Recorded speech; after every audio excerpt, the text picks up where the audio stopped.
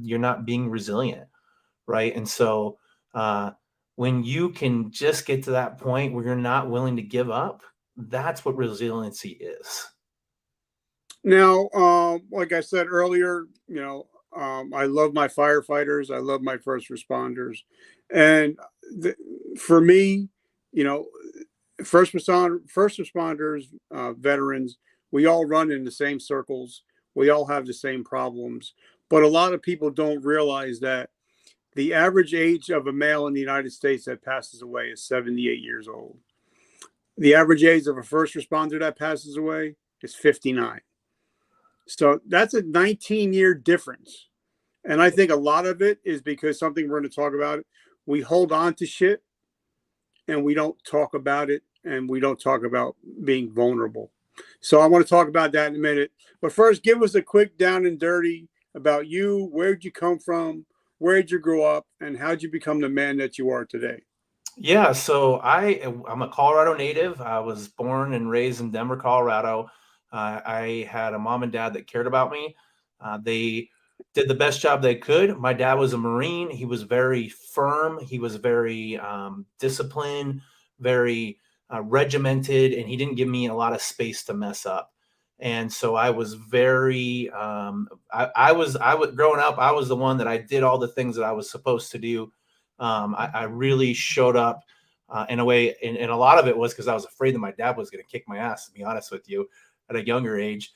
But it gave me a push and it gave me a drive. And so I got into the fire department at the age of 18.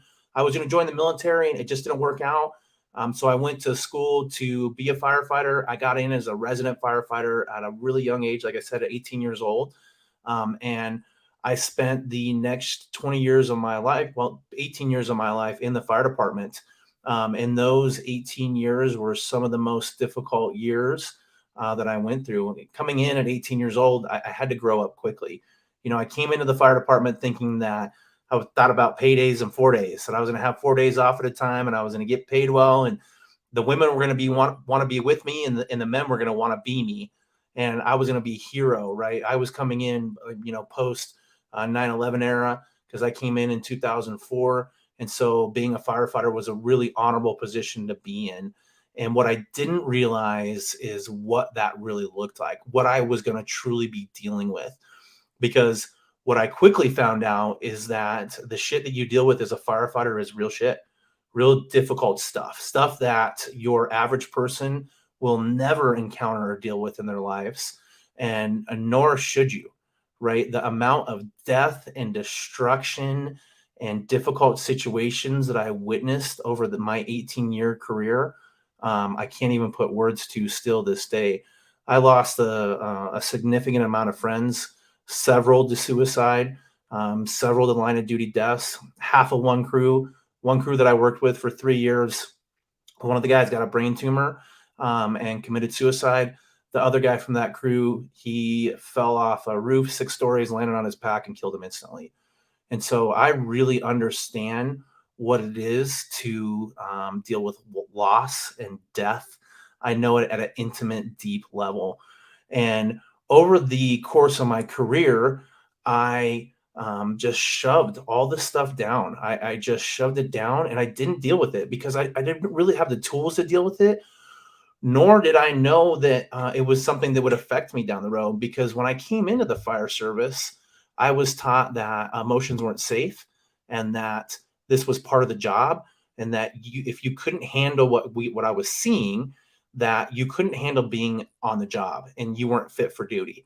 And so when I was programmed with that, I just I would shove things down and push them away, because to me, if I allowed those things to arise, then I couldn't do the job. I wasn't fit for duty.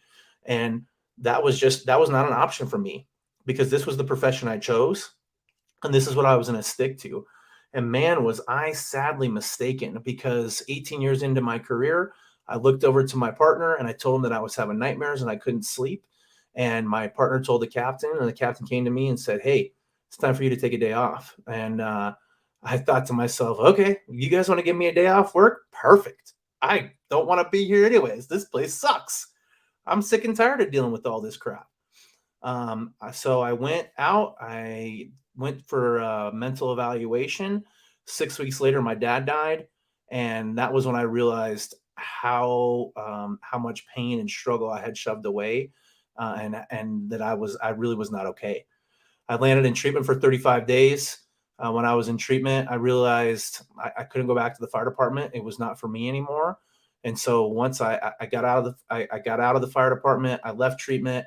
6 weeks after getting out of treatment, one of the guys I was in treatment with that came to me and asked me to help him and to help him see things differently, he committed suicide.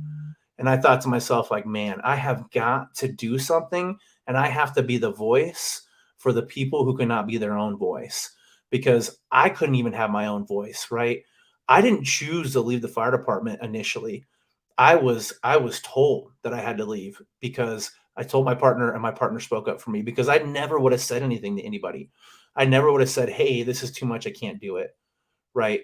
And so now I just want to create an environment for people to see that it's okay not to be okay.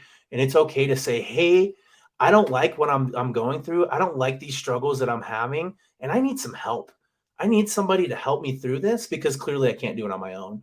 And I think that the more that I do this, the more of these conversations we have, the more lives we can save, because the suicide rates for first responders are ridiculous. There's something I mean, you're talking 2 to 3 times the amount of suicides comparatively to line of duty deaths, right? The number of friends that I lost, the suicides are the same amount as the line of duty deaths, the cancers, the things that happen on the job.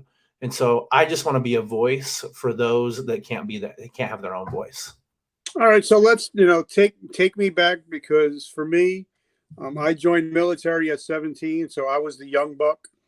And I'm here hanging around with a bunch of grown ass men, and I'm sure at the age of 18 you were the same thing. But I believe that first responders and, like I said, veterans, we run parallel, and there's something different about living with a bunch of guys where you become closer than your family sometimes. So take us back in the back of the inner workings of the firehouse. What is it really like to be with those people, sleeping, eating, and then going out, and then having to watch each other's back on the rigs? I mean, they become your family. They become actually, I mean, when I was, you figure you spent a third of your life at the fire department. And in those times, you are spending more hours with those crews than you do with your own family, right? And not only that, I'm relying on these crews, on these people, men and sometimes women. I'm relying on them for my life. I have to trust them that they have my back, that they have my six. Just like when you're in the military, when you're going out into a firefight situation, it's the same thing with the fire department. I mean, we would go into real things that could really kill you. I mean, when you're going into a house fire, and you're going in to do work, there is a chance that you may not come out, right? And so you are depending on that person that sits next to you, and so the deep connections that you get, the brotherhoods that the bonds that you create are are lifelong. So I thought sometimes not so much. When you leave the fire department, things change a little bit. But when you're in it, when you're a part of it, it is a really tight bond. You eat together, you understand sleep patterns, you understand everything about your crew at a really deep level. I mean, this is not a 9 to 5 job where you come in and sit in your cubicle, right? You are actually living with your crew. And when you're living with somebody, it's a very different connection than when you're just seeing them for a few hours a day. All right. So, well, first I want to dig deep into the subject. But first, I want to thank our sponsors. As you guys know, I was with GNC for over 30 years, and I love pre-workouts, but they always tasted like ass. And usually, when I would get so energized, but then I would just crash really bad. So we formulated our own coffee, which is vertical momentum coffee, as you see here. Twice the amount of energy, twice the amount of caffeine, um, all hand roasted by veterans' hands.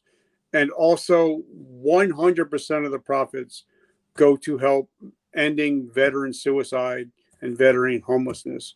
So if you guys love coffee, write coffee down below. I'll get you that information. Also, if you're a guy like me, I'm a man of faith. I'm not afraid to say it. My Lord and Savior Jesus Christ. I fail him a lot of times, but I know that I'm forgiven. We have a group, started a brand new group called Operation Life, the Phoenix Club.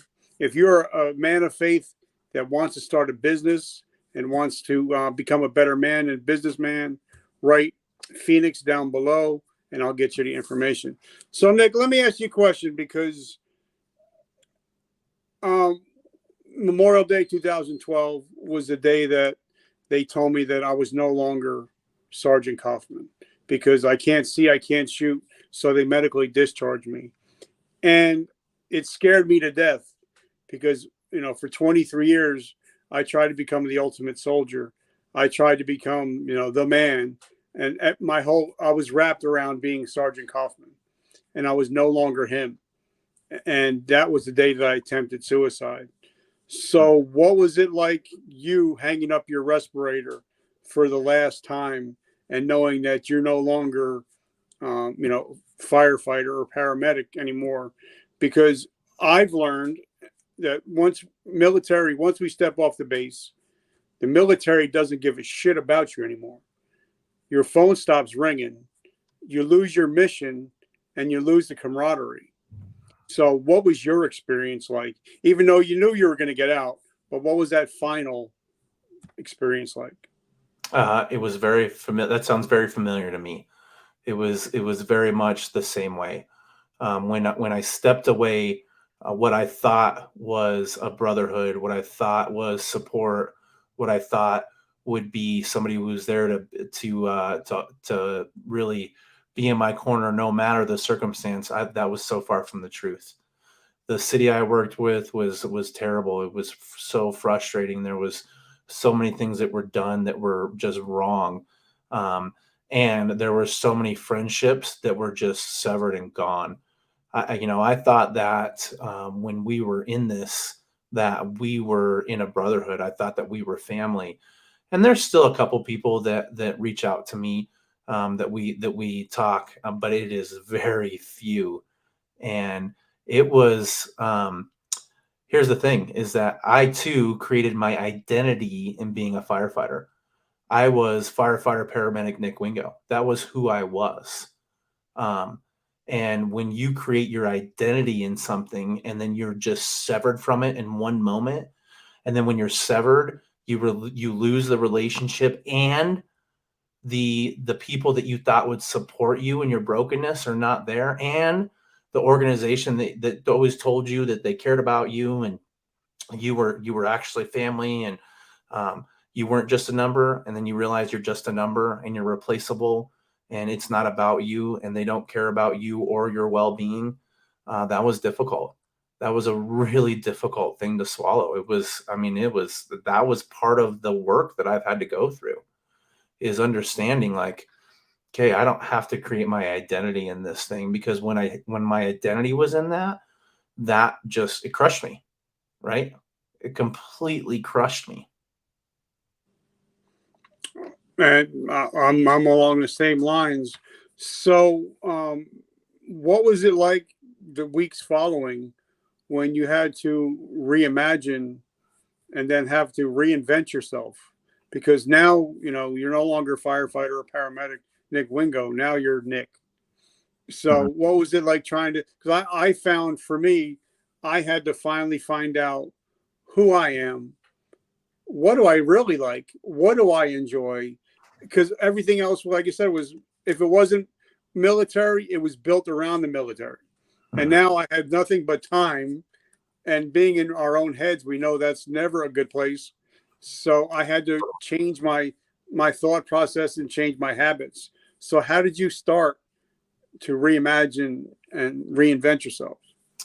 I just started going out and seeking anything that I could that I thought that might help me, because I didn't have any direction of where I was going to go or what I was going to do.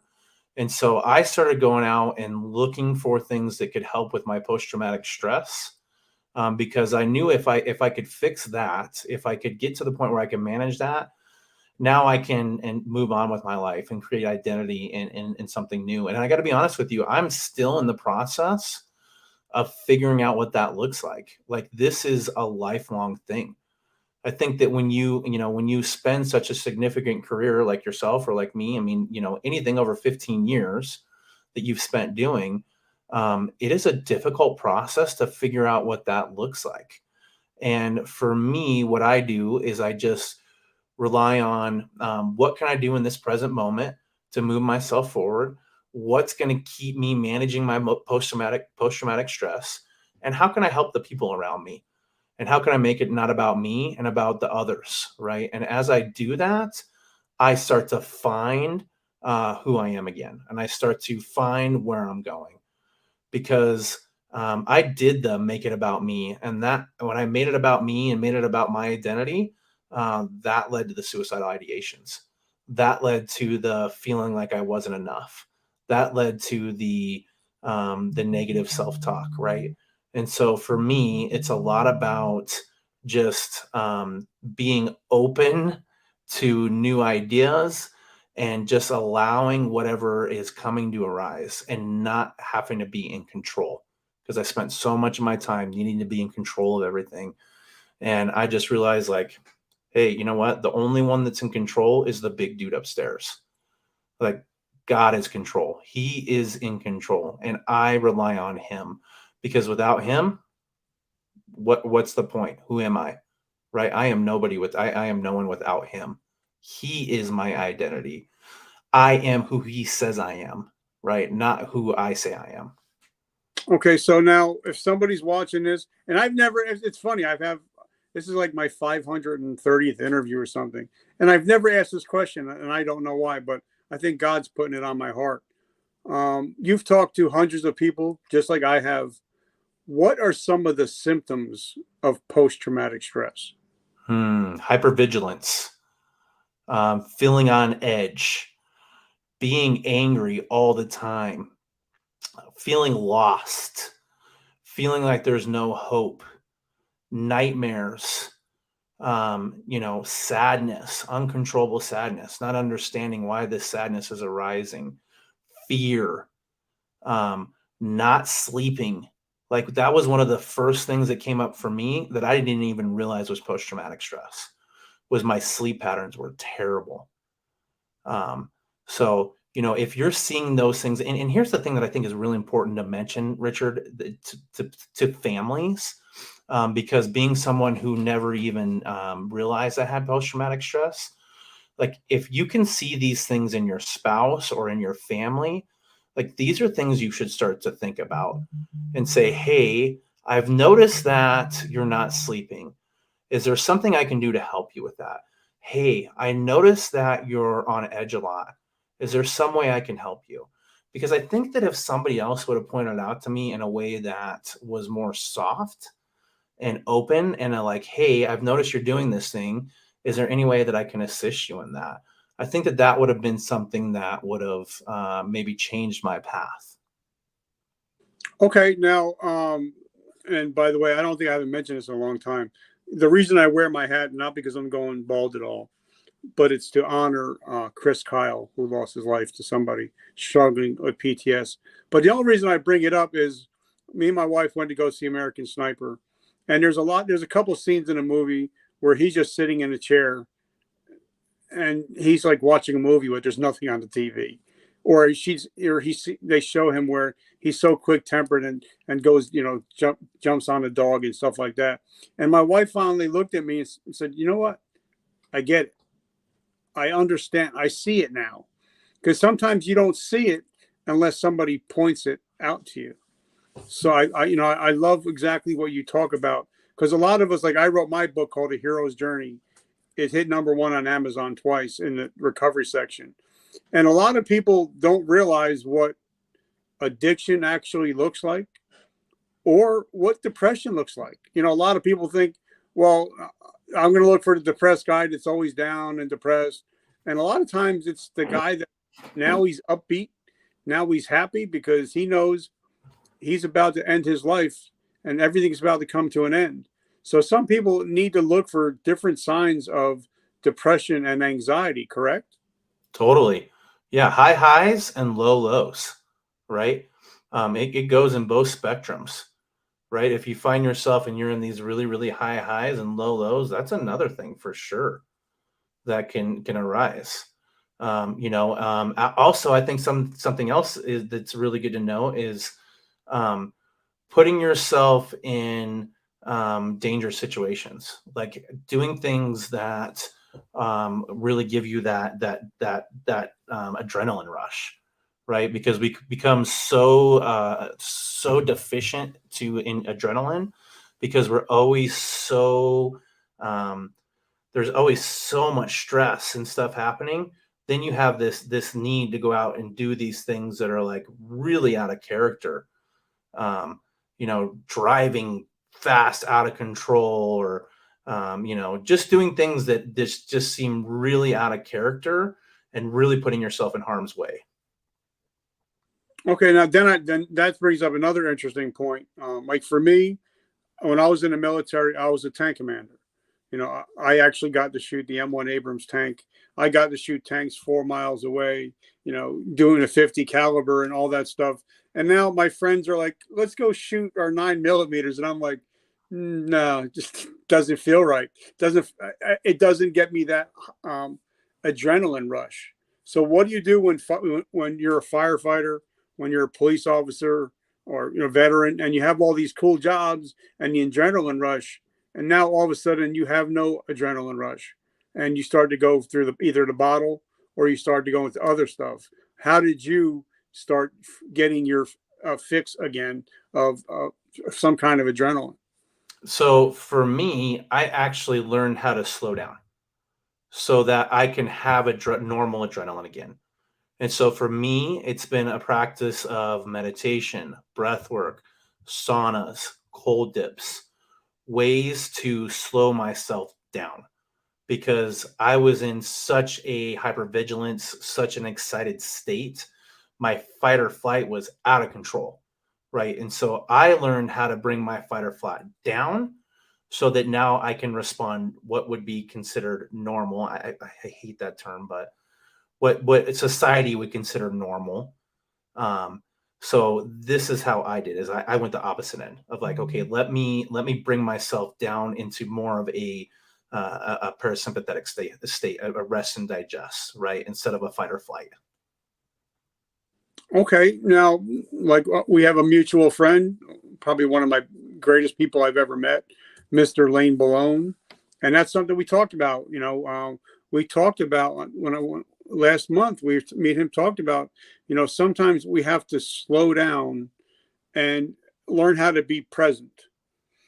And unfortunately, with the things of social media and the phone and all and earbuds and all this stuff, we sometimes don't know how to become present. And Mhm. I believe once you start to learn, self-awareness and learning how to be present, I think that's when you can start slowing down if you're just in the moment. Like I'm talking to you, I'm not worried about what I got to do it later on this afternoon. Not worried about dinner. I'm just worried about right here, right now. Because somebody once told me, I forget who, the past doesn't exist. The future doesn't exist. The only thing that exists is at this moment right now. So Totally. talk about being present and learning how to be in the moment. Yeah, so that is a huge practice. Um, so one of the things that I do that's been the most crucial in my development is sitting in the sauna. And so the reason that I sit in the sauna, the reason I sit in the cold water is because I have the racing thoughts, the monkey mind, right? I have the things where my mind is just like and will not stop. And when I sit in the sauna, it gets me into, or in the cold water, I get to this state where I am, and also the breath holds. I do want to add that in. I get to this state where I'm so uncomfortable that the only thing I can focus on is that feeling of being uncomfortable. And once I get to that state right there, then I can start to allow my body to be fully present, right? I get to that really uncomfortable state, and then I focus on, okay, how am I going to work through this uncomfortableness, right? And so I just get into my body, and I start to seek anywhere in my body that's got relaxation, any piece of me that feels a state of being relaxed. And once I find that area of my body that's relaxed, then I start to spread it outwardly, right? And I start to allow that to and allow my body to just fully lean into that discomfort. And there's a lot of science behind that. In fact, if you look at the brain waves, so we have alpha, which is alpha brain waves, which are like the meditative state. This is the state our minds go into. They've studied athletes, musicians, artists. Athletes go into the alpha state right before they make like a basketball shot or something like that. And then we have the delta theta. This is our dreaming state when we're sleeping. And then we have the beta and the high beta. Beta is where we live in conscious mind. And high beta is that's where like the monkey mind, the racing thoughts, the psychosis is. And then we have gamma. Gamma is what the yogis would consider bliss or enlightenment.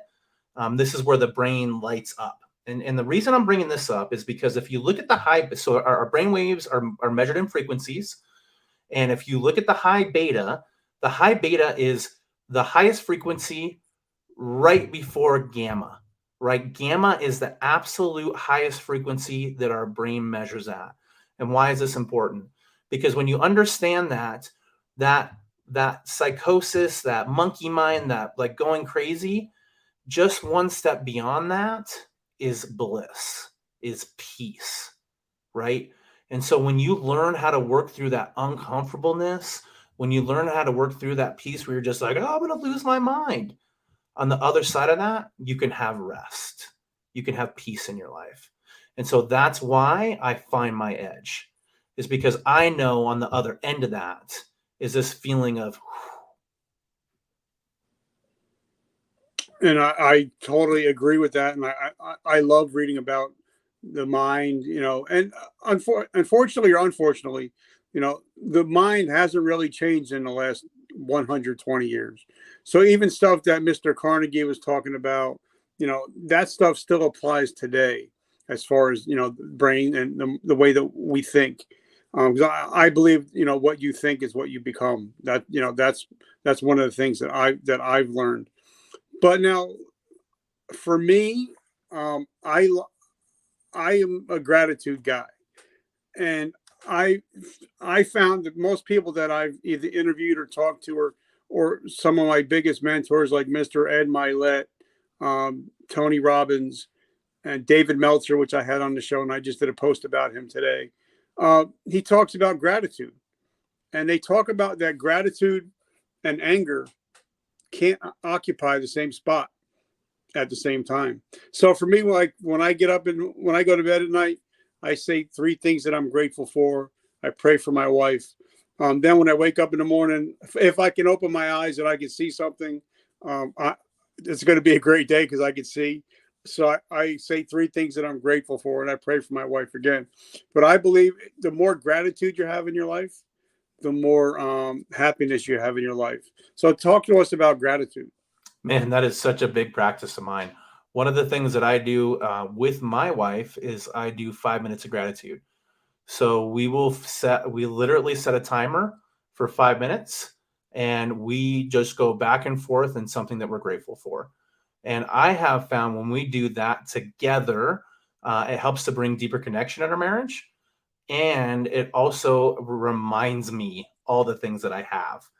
And it allows me to just go, man, I really do have it good.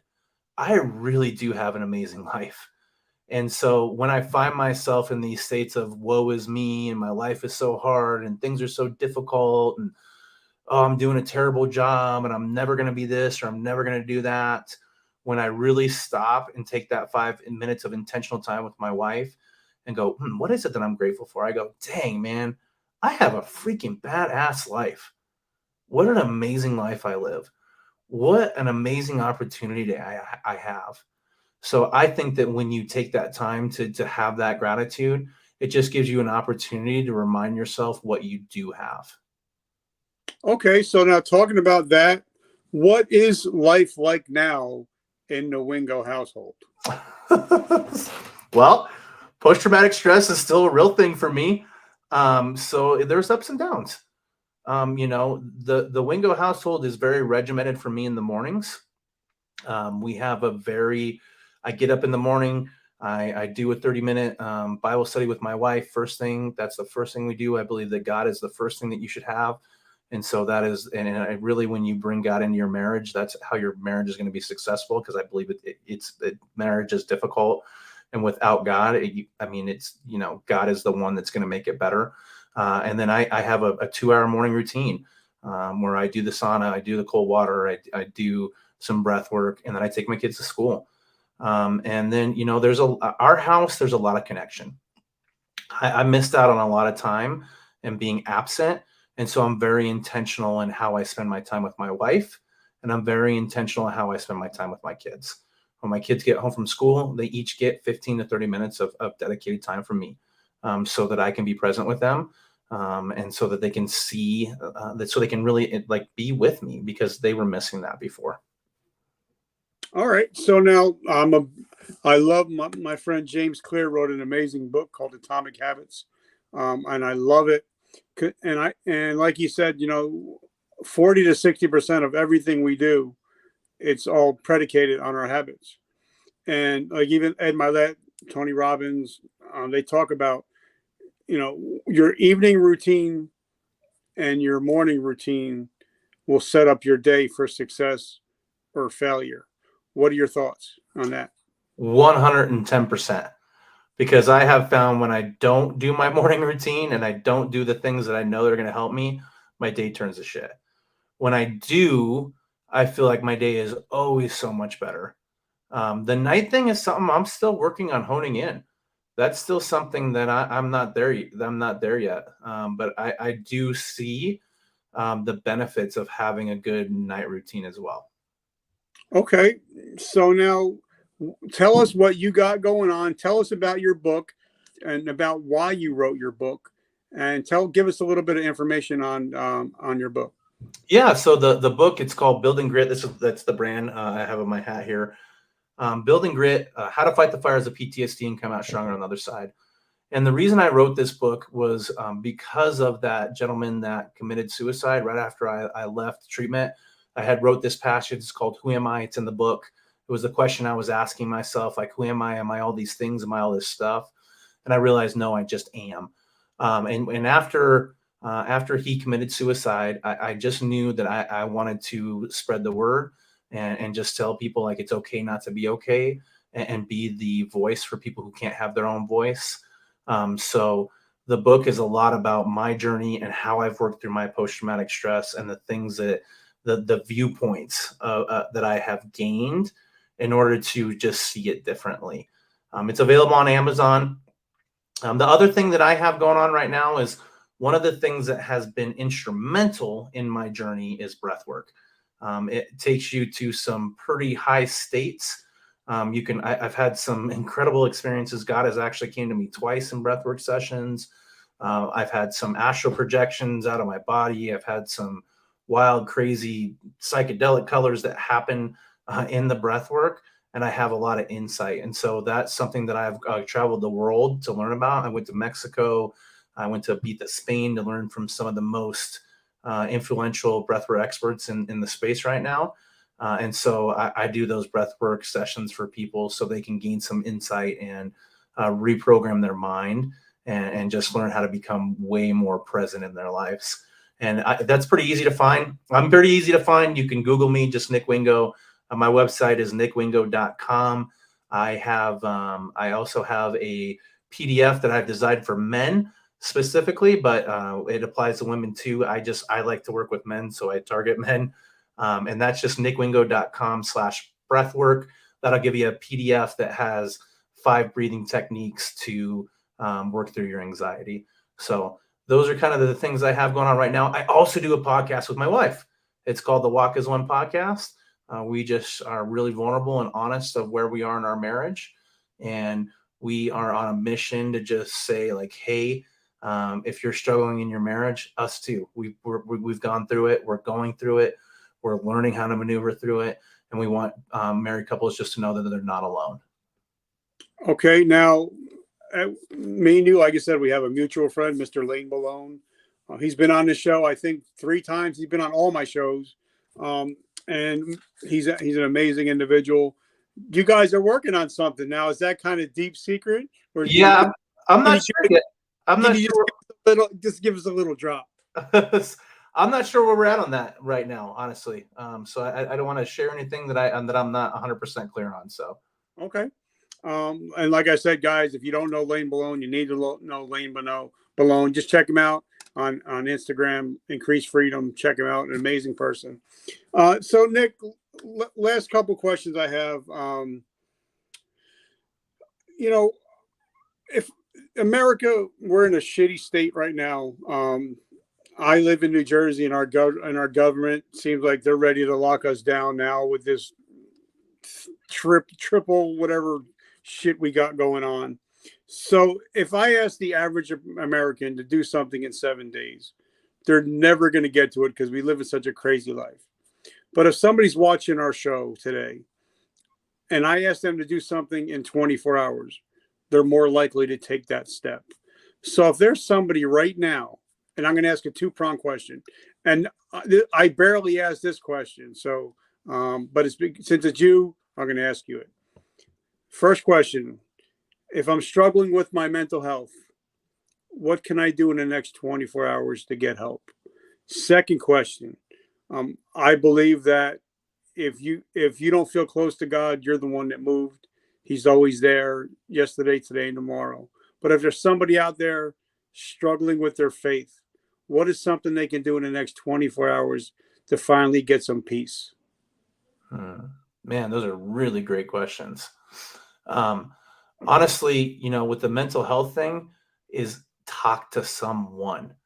Talk to someone that you feel safe with, because so often the mental health thing, and when you're really struggling, you're afraid to reach out to like a counselor, or you're afraid to call a hotline, or you're afraid to tell somebody that you work with. So find somebody that you trust and go to them and say, hey, I am struggling and I don't know what to do or where to go, and I need some help.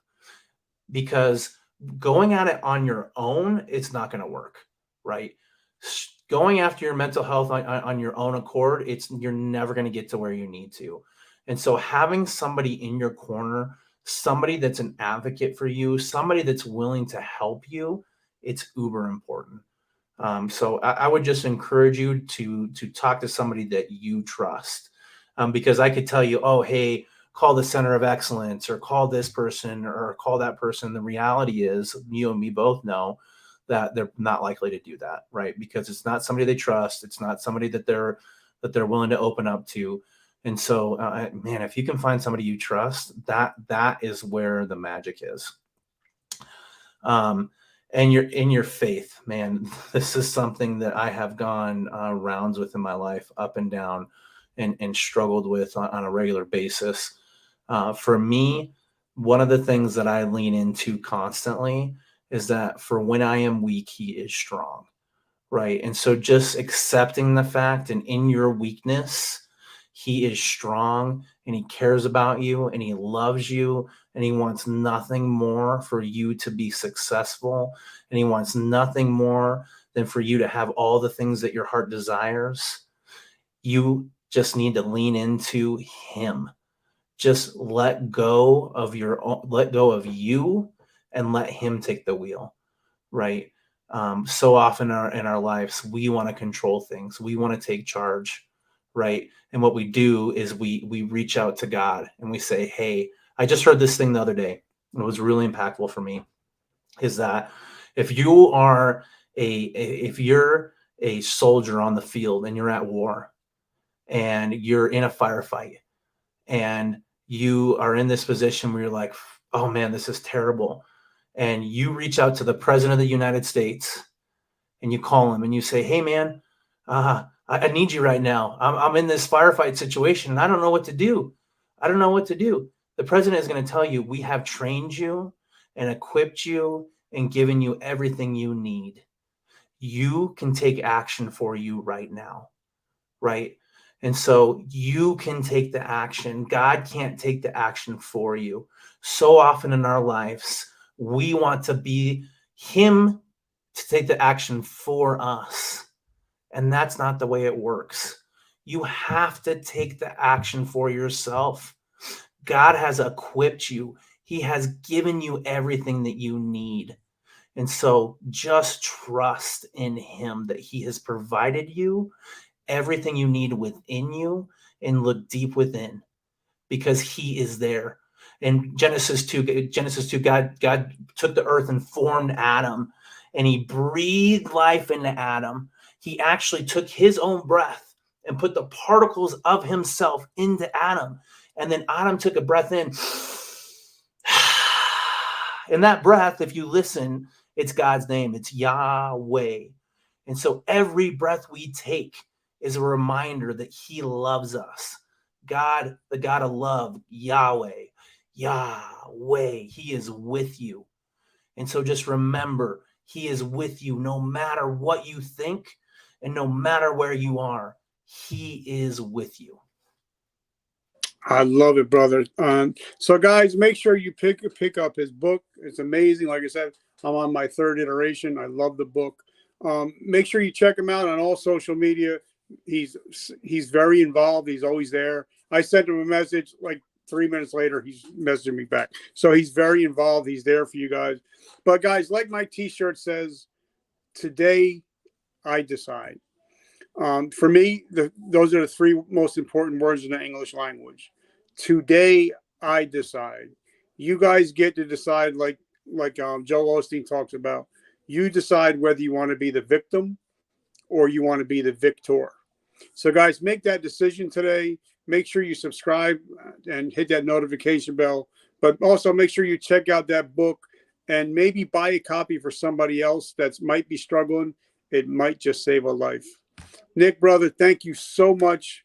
I'm so grateful and humbled to say that you are in my inner circle. Thank you, brother. It's been an honor to be here with you. I'm so humbled. All right, guys. I love you guys. And just remember, vertical momentum, the only way to go is but up. And I will talk to you guys tomorrow. Love you. Nick, have an amazing week, brother. You too. Thanks, brother. God bless.